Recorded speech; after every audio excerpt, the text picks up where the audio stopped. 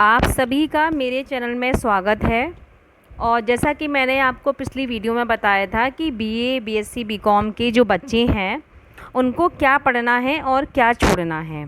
ठीक है, तो सबसे पहले मैं उसी टॉपिक पर आती हूँ कि जो जो चीज़ें मैंने आपको बताई हैं कि आपको क्या क्या चीज़ पढ़नी चाहिए। ठीक है, तो सबसे पहले हम बात करते हैं हिंदी साहित्य का काल विभाजन।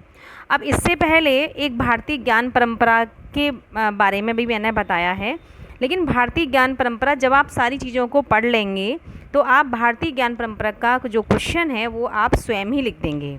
ठीक है, कि भारतीय ज्ञान परंपरा में क्या क्या मतलब आगे साहित्य का जो बढ़ोतरी हुई है वो कैसे हुई है। अब बात करते हैं हिंदी साहित्य का काल विभाजन। तो हिंदी साहित्य के इतिहास का काल विभाजन, हिंदी साहित्य के इतिहास के काल विभाजन में जैसे कि आप देख रहे होंगे इसको, अब मैं क्या करूँगी कि इसमें सबसे पहले आपको ये बताऊँगी कि हिंदी साहित्य के जो प्रारंभिक साहित्यकारों ने, मतलब जैसे मानो आप गार्ड सदीतासी हैं, जॉर्ज ग्रियर्सन हैं, शिव सिंह सेंगर हैं, इन्होंने हिंदी साहित्य के इतिहास को, काल विभाजन को अपने ढंग से करके इतिहास लेखन का कार्य किया, किंतु उनके प्रयास कैसे हो गए? तर्कसंगत नहीं थे। उनके प्रयास कैसे थे? तर्कसंगत नहीं थे।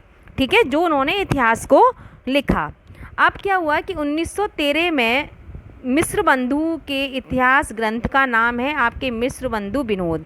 इन्होंने क्या किया? इन्होंने जब जो भी इससे पूर्व में जो इतिहास ग्रंथ लिखा गया, उससे पूर्व में जो इतिहास ग्रंथ लिखे थे उसमें क्रम संख्या नहीं थी, वो क्रमबद्ध तरीके से नहीं लिखे गए थे।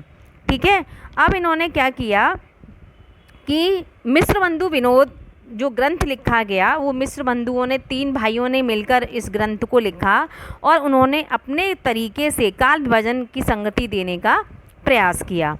मिश्र बंधु विनोद में हिंदी साहित्य के इतिहास का काल विभाजन इस प्रकार किया गया। जैसे मानो सबसे पहले होता है हमारा आरंभिक काल, माध्यमिक काल, अलंकृत काल, परिवर्तन काल और आपका वर्तमान काल। तो आरंभिक काल जो है, आरंभिक काल को 2 भागों में वर्गीकृत किया गया, 700 से 1343 ईस्वी तक, और उत्तर आरंभिक काल जो हुआ था 1344 से 1444 विक्रमी संवत तक। माध्यमिक काल को भी इन्होंने 2 भागों में वर्गीकृत किया, पूर्व माध्यमिक और प्रौढ़ माध्यमिक। तो पूर्व माध्यमिक का क्या है? 1445 से 1560 और 1561 से आपका 1680।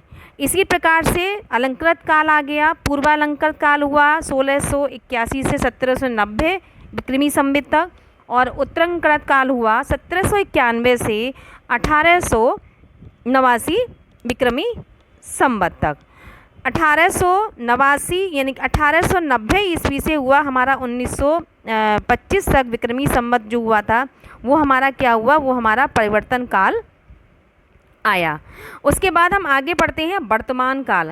वर्तमान काल आप देख रहे होंगे कि 1925 विक्रमी संवत से अब तक जितना भी काल आया है वो सारा हमारा वर्तमान काल के अंतर्गत आता है।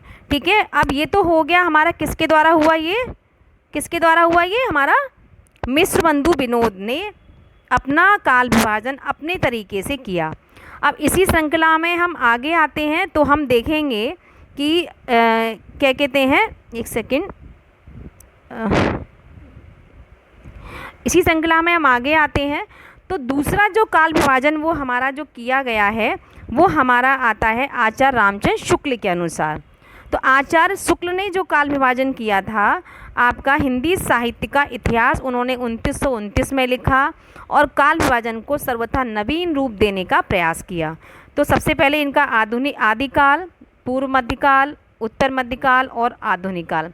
इनके दूसरे नाम भी हैं वीरगाथा काल, भक्ति काल, रीतिकाल और गद्य काल, जिसका सन है 1050 से 1375 विक्रमी संवत तक, 1375 से 1700 तक, 1700 से 1900 तक और 1900 से अब तक। ठीक है, तो ये हमारा क्या हो गया? ये हमारा आचार्य रामचंद्र शुक्ल के अनुसार आपका काल विभाजन हुआ। अब तीसरा आता है हमारा डॉक्टर राम कुमार वर्मा के अनुसार काल विभाजन। अब डॉक्टर राम कुमार वर्मा ने जो काल विभाजन किया वो उन्होंने किया कि क्या कहते हैं, उन्होंने अपने अनुसार दिया। उन्होंने एक हिंदी साहित्य का आलोचनात्मक इतिहास ग्रंथ लिखा, जिसमें कि उन्होंने काल विभाजन को इस प्रकार की संज्ञा दी गई कि जैसे मानो ये संधि काल है, ये चारण काल है, ये भक्ति काल है, ये रीति काल है, ये आपका आधुनिक काल है। इन्होंने कब से माना है? इन्होंने 750 से 1000वीं तक, फिर आपका क्या कहते हैं, फिर माना इन्होंने 1000 से 1375 तक, और 1375 से 1700 तक, 1700 से 1900 से, और 1900 विक्रमी संवत तक, और 1900 से अब तक।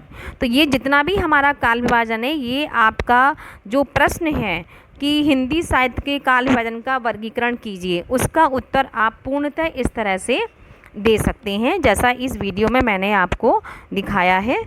धन्यवाद।